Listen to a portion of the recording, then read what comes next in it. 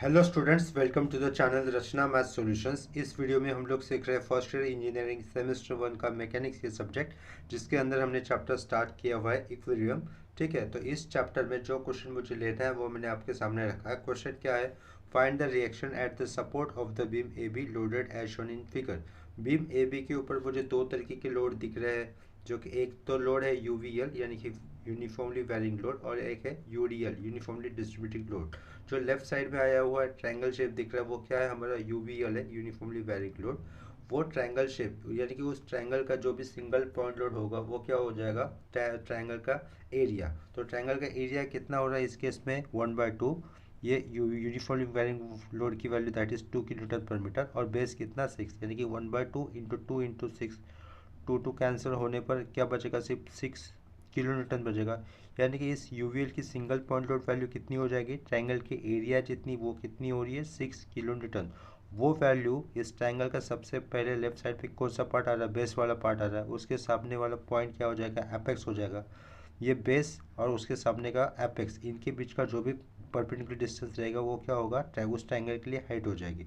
और बेस के आगे ट्रायंगल का सेंट्रोइड कितने डिस्टेंस पर होता है? 1/3 ऑफ हाइट, यानी कि 1/3 इंटू 6 इस केस में। तो 1/3 इंटू 6 करने पर आंसर कितना आएगा? 2 आएगा। यानी कि ट्रायंगल का इस single point load value that is 6 kilo Newton point A के आगे कितने डिस्टेंस पर रहेगी? 2 मीटर इस डिस्टेंस पर रहेगी। पॉइंट ए के ऊपर रोलर सपोर्ट आने के कारण रोलर सपोर्ट कैसे रहेगा? रोलर के बेस को हमेशा परपेंडिकुलर रहेगा, यानी कि रिएक्शन एट पॉइंट ए कैसे रहेगा? Vertically upward. इसके बाद राइट साइड वाले पार्ट में बीम के ऊपर क्या आया हुआ है? यूडीएल आया हुआ है, जिसकी रेट चेंज वैल्यू कितनी है? 2 किलो न्यूटन पर मीटर। और ओवरऑल कितने स्पैन के ऊपर एक्ट कर रहा है? 4 मीटर इस डिस्टेंस के ऊपर एक्ट कर रहा है। तो उस यूडीएल की सिंगल पॉइंट लोड वैल्यू कितनी हो जाएगी? 2 into 4 that is 8 kilo Newton ये वैल्यू हो जाएगी। और वो वैल्यू कहाँ पे एक्ट करेगी? इस देखो, ये 4 मीटर का डिस्टेंस है ना, उसके एग्जैक्टली सेंटर वाले पॉइंट पे, यानी कि यहाँ से 2 मीटर डिस्टेंस छूटेगा और यहाँ से भी 2 मीटर डिस्टेंस छूटेगा। ये वाला डायग्राम हमें एज इट इज़ ड्रॉ करना होगा जब भी हम लोग इसको फ्री बॉडी डायग्राम पढ़ना लेंगे तो। ठीक है, इतना समझ में आ रहा है? तो इसका फ्री बॉडी डायग्राम मैंने ऑलरेडी यहाँ पे बना के रखा है, तो वो आपके सामने मैं दिखा रहा हूँ। इसकी फ्री बॉडी डायग्राम इस तरीके से रहेगी। देखो, ट्रायंगल का सिंगल पॉइंट लोड कैसे बनेगा? ट्रायंगल के एरिया जितना, जिसकी वैल्यू कितनी हो जाएगी? 6 किलो न्यूटन। पॉइंट ए के आगे कितने डिस्टेंस पे एक्ट करेगी? वो 2 मीटर इस डिस्टेंस पे एक्ट करेगी। उसके बाद ये वाला पार्ट एज इट इज़ दिखाया हम लोगों ने, इंक्लाइन फोर्स और ये एंटी क्लॉकवाइज वाला मूवमेंट एल और एज इट इज़ दिखाया हुआ है। ये 8 किलोमीटर का फोर्स बी पॉइंट बी के आगे कितना होगा? 2 मीटर इस डिस्टेंस पे एक्ट होगा। पॉइंट बी पर हिंज सपोर्ट होने के कारण दो सपोर्ट रिएक्शंस हो गए, एक तो होगा एच बी और एक तो होगा वी बी। ठीक है, इतना क्लियर है?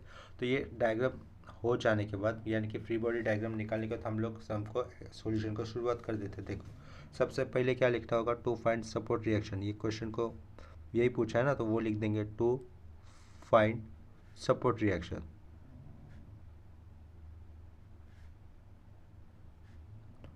टू फाइंड सपोर्ट रिएक्शन लिखने के बाद हमें क्या करना है? ड्राविंग एफ बी डी, ये लिखना होगा, ड्राविंग एफ बी डी।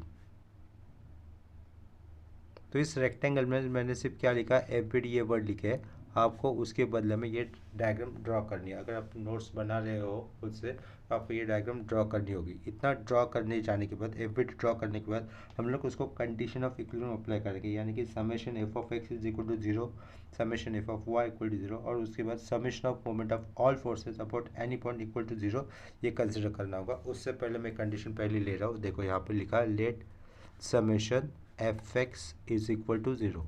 अभी डायग्राम के अंदर कितने हॉरिजॉन्टल फोर्सेस आए हुए हैं? देखो, ये इंक्लाइन फोर्स है जिसका एक्स कंपोनेंट आएगा, और ये माइनस एच भी, उसका भी एक्स कंपोनेंट आएगा। तो हमें क्या लिखना होगा? -3 cos 45, -3 cos 45 ये लिखा, और माइनस एच भी आया। ठीक है, इज इक्वल टू कितना किया? 0। तो ये माइनस एच भी राइट साइड जाएगा तो क्या हो जाएगा? प्लस, यानी कि H B is equal to -3 cos 45। -3 cos 45 की वैल्यू कैलकुलेट करते हो तो देखो कितनी आती है, देखते हो फिर। -3 cos 45, उसकी वैल्यू आती है -2.12,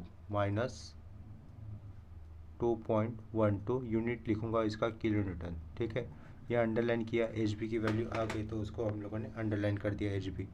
उसके बाद क्या करेंगे? And summation F Y is equal to 0 किया अभी। Second condition of equilibrium summation F Y is equal to 0। तो वर्टिकल फोर्सेस कितने हैं इस डायग्राम में, आर ए 1, ये 6 न्यूटन का, किलो न्यूटन का 2, इसका वर्टिकल कंपोनेंट आएगा ये 3 और ये 4 और ये 5। ठीक है, तो पहले फोर्सेस यूज़ करने से पहले कितने फोर्सेस है डायग्राम के अंदर वो उसको नंबर में काउंट किया करो। ठीक है, याद रहेगा, अगर कोई छूटा है तो छूटने के चांसेस नहीं रहेंगे। यानी कि देखो summation F of Y equal to 0, तो ये आर ए वर्टिकली अपवर्ड -6 होगा, उसके बाद माइनस क्या आएगा 3 साइन 45, ये 3 फोर्सेस हो गए, -8 ये चौथा फोर्स हो गया, और plus V B is equal to कितना होगा 0 होगा। अननोन फोर्सेस कौन है, R A plus V B unknown है ना, तो उनको रखा हमने लोगों ने लेफ्ट साइड में, is equal to known forces की वैल्यू राइट साइड में कैलकुलेट करता हो तो कितनी हो जाएगी, प्लस हो जाएगी। तो -6 -8 और -3 साइन 45, -6 -8 -3 साइन 45, तो उसका आंसर आता है -16.12। लेकिन ये वैल्यू राइट साइड में जाने पर क्या हो जाएगी, प्लस हो जाएगी। तो मुझे क्या लिखना होगा, 16.12 राइट साइड में लिखना है प्लस में, 16.12 ये लिखा प्लस में, उसको नंबर दे दिया इक्वेशन 1। उतना हो जाने के बाद हमें मोमेंट लेना है and summation of moment of all forces about any point. तो अबाउट एनी पॉइंट इस केस में पॉइंट बी कंसिडर कर लेता हूँ, इज इक्वल टू 0। ठीक है, तो देखो ये R A force about point B कैसे घूम रहा है, क्लॉकवाइज घूम रहा है, और उसका डिस्टेंस कितना है, आर ए फोर्स के लाइन ऑफ एक्शन का पॉइंट बी से डिस्टेंस कितना है 2, और ये 4 6, और 6 के आगे 9, यानी कि कितना हो जाएगा 15, R A into 15, R A into 15 हो जाएगा ये। उसके बाद ये 6 किलो न्यूटन का फोर्स अबाउट पॉइंट बी कैसे घूम रहा है, उल्टा घूम रहा है। ठीक है, और उसका परपेंडिकुलर डिस्टेंस कितना है पॉइंट बी से, ये 4 + 9 यानी कि 13, उल्टा घूम रहा है तो -6 इंटू 13 लिखेंगे। ये सिस्टम के अंदर ऑलरेडी आया हुआ मोमेंट दैट इज़ -10। ये 3 किलो न्यूटन के फोर्स को अगर मैं रिजॉल्व करता हूँ तो उसका एक कंपोनेंट पॉइंट एक बी से पास होगा, हॉरिजॉन्टल कंपोनेंट, और वर्टिकल कंपोनेंट पॉइंट बी के अराउंड कैसे घूमेगा, उल्टा घूमेगा, उल्टा यानी कि एंटी क्लॉकवाइज, और जिसका परपेंडिकुलर डिस्टेंस कितना पॉइंट बी से 4 है। तो -3 साइन 45 इंटू 4 ये -8 किलो न्यूटन का फोर्स, 8 किलो न्यूटन फोर्स का भी नेचर अबाउट पॉइंट भी कैसे आएगा, एंटी क्लॉकवाइज, यानी कि वो भी होगा -8 इंटू 2। ठीक है, वी बी फोर्स का कोई मोमेंट नहीं आएगा क्योंकि वी बी फोर्स और H B force point B से पास हो रहे थे। तो कितने फोर्सेस आए थे मोमेंट लेने के लिए, ये आर ए, ये 6 किलो न्यूटन का दूसरा हो गया, ये रेडीमेड दिया हुआ मोमेंट 3, और ये 4 5, देखो 5 आएगी क्या, 1 2 3 4 5 है लिए सब, माइनस इज इक्वल टू 0। उसके बाद देखो नॉन वैल्यू कौन सी है, नॉन वैल्यू ये सारे है ना नंबर्स पे, अननोन कौन सी है, आर ए इंटू 15, तो R15 R A left side में लिख देता हूँ, और राइट साइड में सारे नंबर्स कैलकुलेट करके वो क्या हो जाएंगे, प्लस हो जाएंगे। तो उसको कैलकुलेट कर देते हैं, देखते हैं कितना आता है वो value, -6 into 13 -10 -3 sine 45 into 4 -16, 8 into 2, वो कैलकुलेट करने पर आंसर कितना आ रहा है, -112.485। तो राइट साइड में लिखने पर क्या लिखना होगा उसको, 112.49। तो इस वैल्यू को मुझे अगर आर ए निकालना है तो किस से डिवाइड करना होगा, 15 से डिवाइड करना होगा, 112.49 डिवाइड बाई 15। ठीक है, इज इक्वल टू, तो आंसर देखते हैं कितना आता है, 112.49 डिवाइड बाई 15, 112.49 डिवाइड बाई 15, तो आंसर आ जाएगा 7.4999, यानी कि 7.5 लिख सकता हूँ मैं, 7.5 किलो न्यूटन इतना लिखा, अंडरलाइन कर दिया। तो roller support at point A मिल गया मुझे 7.5 किलो न्यूटन। अभी क्या करेंगे हम लोग, फ्रॉम इक्वेशन 1 से मुझे क्या मिल जाएगा, वी बी मिल जाएगा। ऑल्सो फ्रॉम इक्वेशन 1 वही गेट, इक्वेशन 1 से देखो R A plus V B कितना था, 16.12, यानी कि 16.12 इस वैल्यू से मुझे किसको सब्ट्रैक्ट करना है, आर ए की वैल्यू को। डायरेक्टली करेंगे, कोई लिखने की ज़रूरत नहीं है अलग से, डायरेक्टली मुझे लिखना होगा वी बी कितना आ रहा है, 16.12 से मैं 7.5 को सब्ट्रैक्ट करना है, 16.12 -7.5। तो आंसर आ जाएगा हमारा 8.82। वीबी की वैल्यू कितनी मिली मुझे? 8.82 यूनिट लिखना है, भूलना नहीं है, किलो न्यूटन। ठीक है, वीबी मिला, यहाँ पर हमें आर ए मिला, और यहाँ पर ऊपर एच बी भी मिला हुआ है। ठीक है, तो वी बी और एच बी से हम लोग आर बी निकाल सकते हैं। देयरफॉर यहाँ पे लिखना होगा therefore R B is equal to, R B की वैल्यू क्या होगी रूट के अंदर एच बी का होल स्क्वायर, एच बी का whole square plus V B का भी whole square is equal to root के अंदर एच बी कितना आया था -2.12, -2.12 का होल स्क्वायर प्लस, और वी बी कितना आया था 8.82 का होल स्क्वायर। ठीक है, तो देयरफॉर आर बी कितना होगा कैलकुलेट कर लेता हूँ। देखो, रूट के अंदर माइनस का स्क्वायर प्लस ही होता है, तो उसके कारण यहाँ पर लिख देता हूँ 2.12 का होल स्क्वायर प्लस 8.82 का स्क्वायर। तो आर बी आ जाता है 9.07। बट यहाँ पर थोड़ा सा करेक्शन है। देखो, आर ए की वैल्यू कितनी आई थी? 7.5 किलो न्यूटन आई थी, और फ्रॉम इक्वेशन 1 से मुझे वी बी की वैल्यू कितनी मिल जाएगी? 16.12 से 7.5 को अगर मैं सब्ट्रैक्ट करूँगा तो आंसर कितना आ जाएगा? 8.82 नहीं, 8.62 होता है वो, 8.62 होता है। ठीक है, यहाँ पर मुझे 6 लिखना है, तो वही 6 मुझे यहाँ पर लिखना होगा। तो 2.12 का होल स्क्वायर प्लस 8.62 का होल स्क्वायर, 2.12 का होल स्क्वायर प्लस 8.62 का होल स्क्वायर, तो आंसर आ जाएगा 8.876, यानी कि 8.88 लिख सकते हैं हम लोग उसको, 8.88 किलो न्यूटन। ठीक है, तो आर बी का वैल्यू कितना मिला? 8.88 किलो न्यूटन मिला। एंड हम लोग क्या निकाल सकते हैं? थीटा बी भी निकाल सकते हैं। थीटा बी क्या होगा? tan inverse of V B upon H B, V B upon H B is equal to tan inverse V B कितना था? 8.62 अपॉन एच बी, और ये एच बी कितना है? 2.12। तो इससे देखो, देयरफॉर नेक्स्ट स्टेप में लिख देता हूँ थीटा बी यानी कि रिएक्शन एट पॉइंट बी पे बी कितने एंगल पे इंक्लाइन होगा हॉरिजॉन्टल एक्सिस के साथ, वो हम लोग कैलकुलेट कर रहे हैं। शिफ्ट tan इनवर्स 8.62 अपॉन में आएगा 2.12,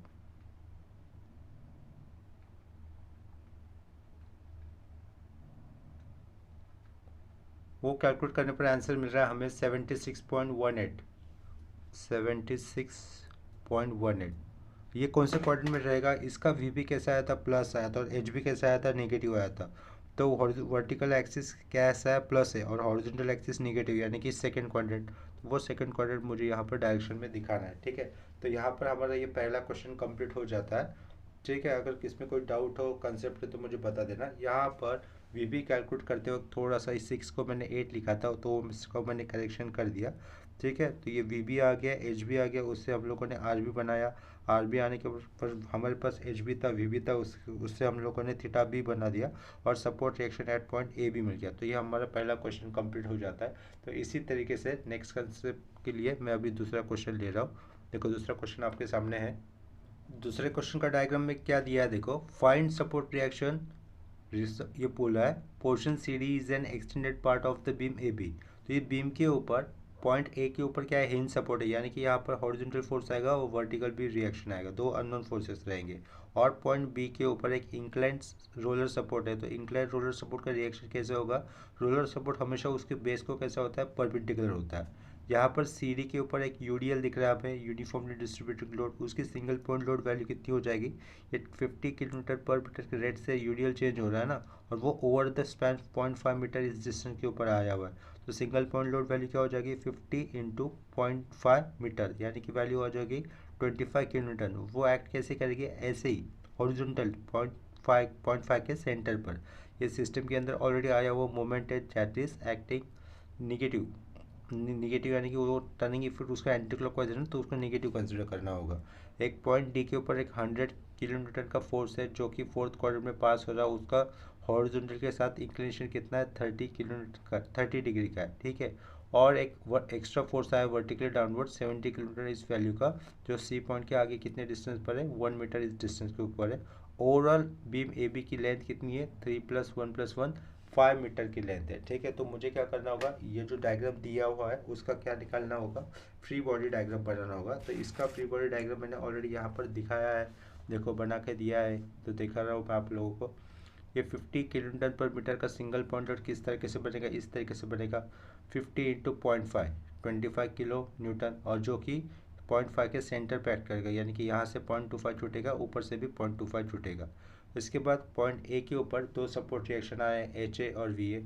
पॉइंट बी के ऊपर एक रोलर सपोर्ट आएगा जो कि उसके बेस को परपेंडिकुलर रहेगा। अगर यहाँ पे एंगल 20 है, यहाँ से रोलर सपोर्ट आएगा तो उसका एंगल 90 डिग्री होगा परपेंडिकुलर होने के कारण। फिर रोलर सपोर्ट का ग्राउंड के साथ इंक्लिनेशन कितना हो जाएगा, 70 डिग्री। क्यों, क्योंकि ये 20 है, ये 90 है, तो ये अंदर वाला कितना हो जाएगा, 70 डिग्री हो जाएगा। ये डायग्राम क्लियर है नीचे का। तो अभी हम लोगों को नीचे का डायग्राम ही कंसिडर करते हुए उसके ऊपर कंडीशन ऑफ इक्विलिब्रियम यूज लगाकर सपोर्ट रिएक्शन फाइंड आउट करते हैं। ठीक है, इतना आया समझ में। तो सबसे पहले इस क्वेश्चन में क्या लिखना होगा मुझे, टू फाइंड सपोर्ट रिएक्शन लिखना होगा, to find support reaction. Next question के लिए टू फाइंड सपोर्ट रिएक्शन लिखा, उसके बाद हमें करना होगा drawing FBD, drawing free body diagram. तो इस रेक्टेंगल के अंदर मैंने सिर्फ FBD ये वर्ड लिखा हुआ है, तो आपको क्या करना है, आपको लिटरली ये फ्री बॉडी डायग्राम निकालनी है, जो कि मैंने अभी इस पेज पे दिखाई ना, ये आपके सामने, ये आपको ये फ्री बॉडी डायग्राम निकालनी है। और इस फ्री बॉडी डायग्राम निकालने के बाद इसको कंडीशन ऑफ इक्विलिब्रियम अप्लाई करनी है। ठीक है, जो मैं नेक्स्ट पेज में कर रहा हूँ। तो सबसे पहले कंडीशन ऑफ इक्विलिब्रियम क्या यूज़ करनी होगी हमें, लेट समेशन fx = 0। तो वो लिख रहा हूँ, लेट समेशन fx = 0। सबसे पहले मैं क्या कहूँगा, कोई भी फोर्स छूटना नहीं चाहिए, छूटने के चांसेस हो सकते हैं, तो हम लोग फोर्स को कैलकुलेट कर लेंगे। हॉरिजॉन्टल फोर्सेस कितने हैं इस केस में, देखो एक HA आ जाएगा, एक 25 किलोमीटर का भी फोर्स आएगा, 2 हो जाएंगे। 100 किलोमीटर फोर्स का एक हॉरिजॉन्टल कंपोनेंट आएगा, 3 हो गए। HA 25 ये 3 हो गए। और ये RB का भी हॉरिजॉन्टल कंपोनेंट आएगा ना, यानी कि 4 हॉरिजॉन्टल फोर्सेस आ रहे हैं समेशन fx पे। तो पहले क्या होगा, HA लिखा, उसके बाद +25 लिखा, उसके बाद किया +100 cos 30, ये 3 फोर्सेस हो गए, और -RB cos 70 आ जाएगा। इतना क्लियर है, =0 अननोन कहाँ पर है, HA, और ये -RB cos 70 में अननोन है ना, तो वो लेफ्ट साइड में एज इट इज लिखने होंगे, HA -RB cos 70 = 25 + 100 cos 30। उसको कैलकुलेट कर देता हूँ, 25 + 100 cos 30। ये वैल्यू कैलकुलेट करने पर कितनी आ रही है, 111.60। यही वैल्यू राइट साइड जाने पर कैसे हो जाएगी, नेगेटिव हो जाएगी ना, तो उसकी नेगेटिव वैल्यू मुझे पुट करनी है राइट साइड में, -111.60। ठीक है, ये हो गया हमारा इक्वेशन नंबर 1। अभी क्या करेंगे, अभी समेशन f(y) = 0 लिखना होगा, एंड समेशन f(y) = 0। तो सारे सिर्फ वर्टिकल फोर्सेस कैलकुलेट करने हैं अभी। देखो ये एक हो गया VA, यहाँ वर्टिकल फोर्सेस ये 2, 100 किलोन्यूटन फोर्स का वर्टिकल कंपोनेंट आएगा 2, ये 70 का आ जाएगा डायरेक्टली डाउनवर्ड 3, और ये RB का वर्टिकली अपवर्ड, यानी कि क्या लिखेंगे, VA -100 sin 30 -70 + RB sin 70 = 0। इसके अलावा कोई वर्टिकल कंपोनेंट नहीं था सिस्टम के अंदर, बस इतने ही थे। तो अननोन कहाँ पर है, ये VA + RB sin 70, यही अननोन थे, = राइट साइड में क्या हो जाएगा, 120 लिखना होगा। 100 sin 30 होता है हाफ, 100/2 हाफ, 50 और ये 70 कितना हो जाएगा, 120। राइट साइड में लिखा 120। ये हो गया हमारा इक्वेशन नंबर 2। इसके बाद क्या करेंगे, summation of moment of all forces about any point = कितना होगा, 0 होगा। तो let summation of moment of all forces about any point, तो अबाउट एनी पॉइंट यहाँ पर वो वाला पॉइंट मैं A ले लेता हूँ। Summation of moment of all forces about point A = 0। तो HA और VA इन दोनों फोर्सेस का मोमेंट अबाउट पॉइंट A कैसा हो जाएगा, 0 हो जाएगा। ये सिस्टम के अंदर ऑलरेडी आया हुआ मोमेंट कितना है, 40 किलो न्यूटन मीटर। तो ये 40 जो कि एंटी क्लॉकवाइज घूम रहा है तो ये -40 कर किया। और उसके बाद ये 25 किलोमीटर का फोर्स अबाउट पॉइंट है, कैसे घूमेगा, क्लॉकवाइज घूमेगा, तो उसका नेचर कैसे हो जाएगा, प्लस 25 इंटू 0.5 होगा। ठीक है, 100 किलोमीटर के फोर्स को अगर अबाउट पॉइंट डी रिजोल्व करता हूँ तो उसका एक कंपोनेंट डी से हॉरिजॉन्टल जाएगा, जिसकी वैल्यू कितनी हो जाएगी 100 cos 30 इंटू, और उसका परपेंडिकुलर डिस्टेंस पॉइंट ए से कितना है 0.5 प्लस 100 cos 30 इंटू 0.5 रहेगा। और उसी का एक वर्टिकल कंपोनेंट पॉइंट डी से अगर नीचे डाउनवर्ड जा रहा है तो उसका नेचर भी कैसा होगा, अबाउट पॉइंट है घूमने वाला, क्लॉकवाइज होगा। तो +100 sin 30 और उसका पॉइंट ए से परपेंडिकुलर डिस्टेंस कितना हो जाएगा, देखो ये 3 हो जाएगा ना, 3। इसके बाद देखो इसका मोमेंट लिया, इन 100 किलोमीटर फोर्स के दोनों कंपोनेंट लिए, ये 25 का भी हो गया। उसके बाद 70 किलो न्यूटन का फोर्स अबाउट पॉइंट ए कैसे घूमेगा, क्लॉकवाइज घूमेगा, और जिसकी वैल्यू कितनी है हो जाएगी 70 इंटू 4 माइनस क्यों, क्योंकि आर बी का एक वर्टिकल कंपोनेंट है जो अबाउट पॉइंट ए कैसे घूमेगा, एंटी क्लॉकवाइज घूमेगा, और जिसका परपेंडिकुलर डिस्टेंस कितना होगा, ये 3, 1 + 1 कितना हो जाएगा 5 माइनस आर बी sin 70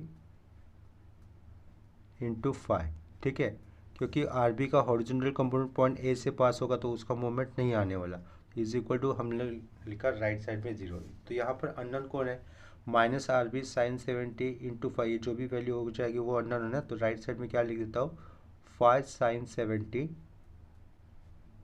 यहाँ पर लिखा आर बी लिखा, इतना आया समझ में। और लेफ्ट साइड का जो भी नंबर है उसको कैलकुलेट कर देते हैं। तो लेफ्ट साइड का नंबर कैलकुलेट करने पर कितनी वैल्यू मिल रही है वो चेक कर देता हूँ, -40 + 25 into 0.5 -40 + 25 into 0.5 plus 100 cos 30 into 0.5 plus 100 sin 30 into 3 plus 70 into 4। बस इतना ही है, जो कि सब कुछ कैलकुलेट करने पर कितना मिला मुझे 445.80। उसको एक बार फिर से कैलकुलेट कर देता हूँ। तो ये फिर से वैल्यू कैलकुलेट करने पर आंसर कितना मिल रहा है 445 मिल रहा है ना। लेकिन यहाँ पर एक मिस्टेक है। मिस्टेक क्या है, 25 किलोमीटर का जो भी ये फोर्स था, देखो ये 25 किलोमीटर का जो भी फोर्स था उसका मोमेंट मुझे लेना था ना अबाउट पॉइंट ए। तो ये 25 किलोमीटर फोर्स के line of action point A से कितना ऊपर है, 0.25 मीटर डिस्टेंस ऊपर है, जबकि मैंने गलती से कितना लिखा था यहाँ पर 0.5 लिखा था। तो ये 0.5 के आधे डिस्टेंस के ऊपर है, यानी कि उसका डिस्टेंस 25 किलोमीटर के फोर्स का line of action distance point के कितना दूरी पर रहेगा 0.25। यहाँ पे क्या लिखा है 0.5, तो यहाँ पर मुझे एक 2 डालना है, समझा। तो ये मैकेनिक्स के सब्जेक्ट में इसी तरीके से मिस्टेक होने के चांसेस रहेंगे स्टूडेंट्स के साथ, तो उसको मैंने करेक्शन कर दिया। तो यहाँ पर फिर मुझे सिर्फ क्या देना है 0.25 देना है, 0.25। तो आंसर अभी कितना आया 439.55 आया। तो यहाँ पे लिख दूंगा मैं 439.55। तो यहाँ से मुझे अभी किसकी वैल्यू मिल जाएगी, आर बी की वैल्यू मिल जाएगी। Therefore R B is equal to क्या हो जाएगा 439.55 upon 5 sin 70, 5 sin 70 is equal to, calculate कर देते हैं हम लोग फिर आर बी की वैल्यू 439.55 अपॉन 5 sin 70, तो 93.55 आंसर मिला। आर बी की वैल्यू कितनी मिली 93.55 यूनिट रहेगा किलो न्यूटन। ठीक है, इतना लिखा from equation 1। Therefore from equation 1 से मुझे क्या मिलेगा एच भी मिलेगा ना। तो डायरेक्टली लिखना है हमें इक्वेशन 1। देखो आपके सामने ये था एच ए की वैल्यू एच भी लिखा है मैंने यहाँ पर, एच ए मिलेगा, एच ए की वैल्यू क्या हो जाएगी, देखो ये -RB राइट साइड में जाएगा तो प्लस हो जाएगा और प्लस हो जाएगा। और आर बी की वैल्यू कितनी आई है अभी 93.55 आई है ना। तो राइट साइड जाएगा तो ये पहला इक्वेशन है, माइनस वहाँ पे जाएगा तो क्या होगा प्लस हो जाएगा। तो +93.55 cos 70 माइनस 111.60। तो इतना करने पर एच ए कितना मिलता है मुझे, -79.60 लिखा, -79.60 किलो न्यूटन। ठीक है, -79.60 किलो न्यूटन इतना लिख दिया। यहाँ पर मैंने एच ए कैसा अज्यूम किया था, टूवर्ड्स द पॉइंट अज्यूम किया था ना। एच ए देखो, एच ए हम लोगों ने कैसा अज्यूम किया है, यहाँ पर राइट साइड की डायरेक्शन में अज्यूम किया, और मेरा एच ए का आंसर कितना आया, निगेटिव आया। इसका मतलब मेरे अज्यूम डायरेक्शन मेरा एक्चुअली उल्टा है, यानी कि सिस्टम के अंदर ये एच ए ऐसा है, लेफ्ट साइड में जा रहा है। इतना समझ में आया। तो ये सिर्फ कंसेप्ट की बात है, उसको अगर ये वैल्यू वाइज जैसे आ रहा है वैसे लिखा तो भी चलेगा। एच ए कितना आया हमें, -79.60 किलो न्यूटन आया। एंड फ्रॉम इक्वेशन 2 क्या मिलेगा, अभी एच ए आया तो ये वी ए मिलेगा ना, फ्रॉम इक्वेशन 2 देखो इधर लिखा हुआ है, राइट। तो यह आर बी राइट साइड जाएगा तो क्या हो जाएगा, माइनस, और आर बी की वैल्यू कितनी आई है, 93.55 आई है। तो 120 माइनस 120 माइनस 93.55 साइन 70 यूज करना है, साइन 70 तो 32.09 मिला। वी ए कितना मिला, 32.09 किलो न्यूटन। ठीक है, तो हम लोग इससे एच ए मिला, वी ए मिला, तो इससे क्या निकाल सकते हैं, आर ए निकाल सकते हैं। Therefore R A is equal to root के अंदर क्या हो जाएगा, एच ए का whole square plus V A का होल स्क्वायर। ठीक है, इज इक्वल टू रूट के अंदर वी ए कितना है, वी ए 32.09 और एच ए कितना, -79.60 -79.60 का होल स्क्वायर प्लस 32.09 का भी होल स्क्वायर। ये वैल्यू कैलकुलेट करने पर आर ए कितना आता है देखते हैं। रूट के अंदर क्या लिखना है मुझे, -79.60 का स्क्वायर, 79.60 नहीं डाला, उसका स्क्वायर किया, प्लस 32.09 का भी स्क्वायर कर दिया। तो आंसर कितना आया, 85.82। आर ए कितना मिला, 85.82 किलो न्यूटन। और उसी से हम लोग क्या निकाल सकते हैं, थीटा ए भी निकाल सकते हैं। देयरफॉर एंड लिखा, theta A is equal to क्या होगा, tan inverse of V A upon H A is equal to tan inverse V A की वैल्यू कितनी आई थी 32.09 और एच की वैल्यू कितनी आई थी 79.60। ठीक है, 79.60 इज इक्वल टू, तो इससे tan इनवर्स से थीटा कितना आ रहा देखते हैं, 32.09 अपॉन 79.6 तो 21.95 यानी कि 21.95। यहाँ पर देखो, यहाँ पर निगेटिव क्या है, एक्स निगेटिव है और वाई पॉजिटिव है। ठीक है, एक्स निगेटिव है ना, एक्स निगेटिव वाई पॉजिटिव, यानी कि कौन सा क्वाड्रेंट रहेगा, सेकेंड क्वाड्रेंट में रहेगा। सपोर्ट रिएक्शन जो भी रहेगा theta A, support reaction R A, वो कहाँ पर होगा, सेकेंड क्वाड्रेंट में पास होगा। इतना क्लियर हो गया। इसके बाद जो नेक्स्ट क्वेश्चन लेना है उसका डायग्राम मैंने आपके सामने रखा है। देखो डायग्राम में क्या पूछा है, find the reaction at the supports of the beam loaded as shown in figure. Beam A B दिख रही है मुझे, A B C D, beam का नाम क्या है, sorry A B C D ये बीम का नाम है। बी टू सी स्पैन के ऊपर यूनिफॉर्मली वेरिंग लोड आया हुआ है। वो पहले 3 मीटर के स्पैन के ऊपर वो यूनिफॉर्मली वेरिंग लोड इंक्रीज होते जा रहा है, और नेक्स्ट 6 मीटर स्पैन के ऊपर यूनिफॉर्मली वेरिंग लोड कैसे होते जा रहा है, डिक्रीज होते जा रहा है। और यूनिफॉर्मली वेरिंग लोड का इंक्रीज और डिक्रीज होने की वैल्यू कितनी है, 20 किलोमीटर पर मीटर ही है।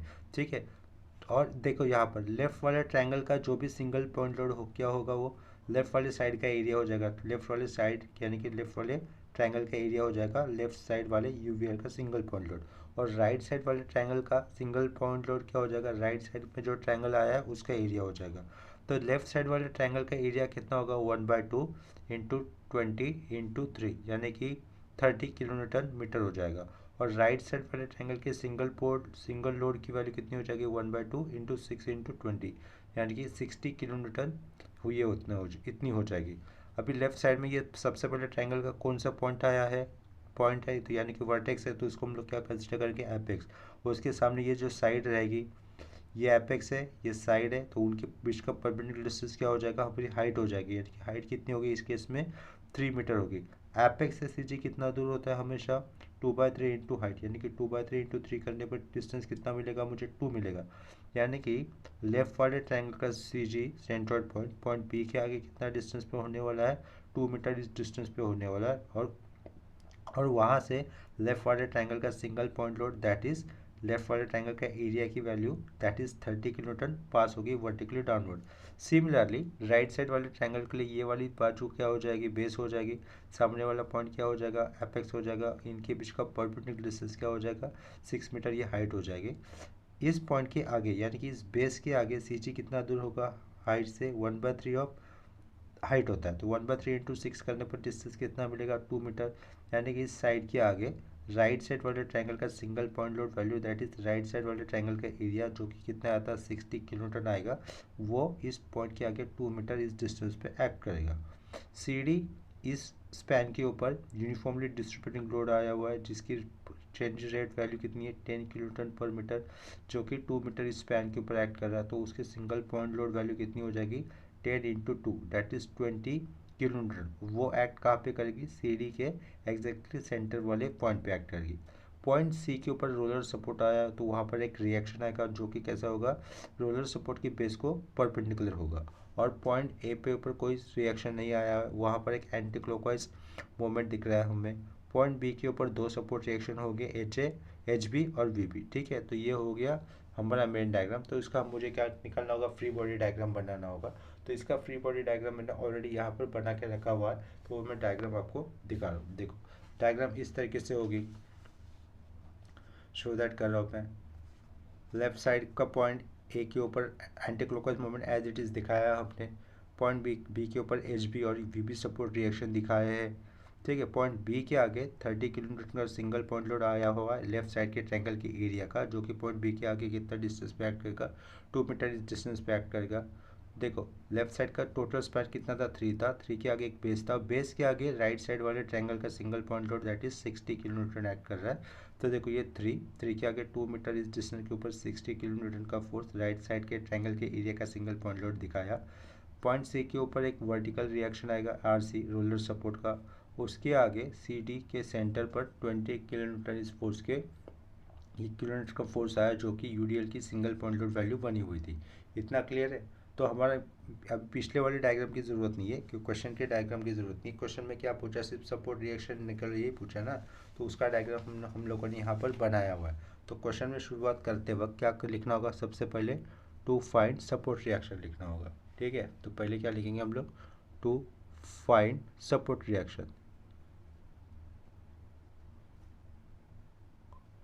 2 पॉइंट सपोर्ट रिएक्शन लिखा। इतना करने के बाद क्या लिखना है, drawing free body diagram, drawing F B D, ठीक है। इसके बाद हम लोग ये रेक्टेंगल में मैंने सिर्फ एफ बी डी वर्ड लिखा है, एफ बी डी। आप लोगों को ये डायग्राम ड्रॉ करनी है जो मेरे हाथ में है ना सिंगल पेज में निकाली हुई, वो डायग्राम ड्रॉ करनी होगी, ठीक है। डायग्राम देखो ठीक से, ये डायग्राम ड्रॉ करने के बाद सेम डायग्राम को हमें क्या अप्लाई करना है, कंडीशन ऑफ इक्विलिब्रियम अप्लाई करनी है, ठीक है। तो कंडीशन ऑफ इक्विलिब्रियम क्या होती है आपको पता है, summation F of X is equal to 0, summation F of Y equal to 0 और summation of moment of all forces about any point कितना होता है, वो भी 0 होता है। तो सबसे पहले हम लोग कैलकुलेट करेंगे कि हॉरिजॉन्टल फोर्सेस कितने आए हुए हैं इस डायग्राम में। यहाँ पर देखो ये एच बी फोर्स है, इसके बाद कोई हॉरिजॉन्टल फोर्स दिख रहा है क्या सिस्टम के अंदर, कोई भी नहीं, ठीक है। तो ये लिखा लेट समेशन एफ एक्स कर दिया इज इक्वल टू 0। डायग्राम के अंदर हॉरिजॉन्टल फोर्स के अलावा कोई भी फोर्स नहीं है, इसका मतलब एच बी की वैल्यू कितनी हो जाएगी मेरी, 0 हो जाएगी। H B is equal to directly मुझे लिखना पड़ा 0। उसके बाद क्या करेंगे, summation F Y is equal to 0, ठीक है। डायग्राम में देखो वर्टिकल फोर्सेस कौन से है, ये 1 2 3 4 5 वर्टिकल फोर्सेस है। तो सबसे पहले वी बी लिखा, V B -30 -60 plus R C, V B -30 -60 plus R C, और ये -20 इज इक्वल टू 0। 5 फोर्सेस हो गए जिसमें से अननोन कौन है, V B plus R C unknown है, 30 + 16 90, 90 और ये 20 कितना हो जाएगा 110। राइट साइड में जाएगा तो मुझे क्या लिखना होगा +110 लिखना होगा। इसको लिखा हम लोगों ने इक्वेशन 1। उसके बाद and summation of moment of all forces about any point, तो एनी पॉइंट मैं वो ले लेता हूँ, पॉइंट बी पे ले लेता हूँ, ठीक है, इज इक्वल टू 0 ले लेता हूँ। तो इस सिस्टम के अंदर ऑलरेडी आया हुआ मोमेंट जिसकी वैल्यू कितनी है -20 है, ये -20 लिखा। फिर 30 किलोमीटर का फोर्स अबाउट पॉइंट बी कैसे घूमेगा, क्लॉकवाइज घूमेगा, जिसकी पॉइंट बी से डिस्टेंस कितना है 2 मीटर डिस्टेंस है ना। 30 किलोमीटर फोर्स, इस फोर्स की लाइन ऑफ एक्शन का डिस्टेंस पॉइंट बी से कितना है 2 मीटर है, तो +30 इंटू 2 लिखना है। इतना समझा। प्लस क्यों, क्योंकि नेक्स्ट जो फोर्स है 60 किलो न्यूटन का, उसकी वो भी अबाउट पॉइंट भी कैसे घूम रहा है क्लॉकवाइज, तो उसका नेचर कैसा आ जाएगा प्लस आ जाएगा, ठीक है। टर्निंग इफेक्ट प्लस क्लॉकवाइज होने के कारण उसका नेचर मुझे प्लस कंसिडर करना है। और ये 60 किलो न्यूटन इस फोर्स की लाइन ऑफ एक्शन का पॉइंट बी से डिस्टेंस कितना है, देखो यहाँ से यहाँ तक का 3 है और 3 प्लस ये 2 5 हो जाएगा, +60 इंटू 5 माइनस आर सी यानी कि next force. R C force about point B कैसे घूम रहा है, उल्टा घूम रहा है, और आर सी फोर्स की लाइन ऑफ एक्शन का पॉइंट बी से डिस्टेंस कितना है, यहाँ तक का 3 के आगे ये 9 है, minus R C into 9 +20 into कितना हो जाएगा, यहाँ तक का 9 था, ये 3 के आगे 6, 9 था, 9 के आगे 1 2, यानी कि +20 इंटू 10 इज इक्वल टू 0, ठीक है। इतना क्लियर हो गया। अननोन फोर्सेस कौन है इसके अंदर, -RC इंटू 9 है, तो राइट साइड जाएगा तो क्या हो जाएगा 9RC हो जाएगा, ठीक है। और लेफ्ट साइड का सब कुछ कैलकुलेट कर लेते, -20 + 30 इंटू 2 + 60 इंटू 5 -RC इंटू 9, ठीक है। सब कुछ कैलकुलेट किया है, क्रॉस चेक किया है, कैलकुलेट कर लेते हैं लेफ्ट साइड की वैल्यू। -20 + 30 इंटू 2 + 60 इंटू 5 + 20 इंटू 10, वो वैल्यू कैलकुलेट करने पर कितनी आती है 540 आ जाती है। ये लिखा हम लोगों ने 540। देयरफॉर आर सी कितना होगा, R C is equal to 540 upon 9 is equal to 60 kilo Newton.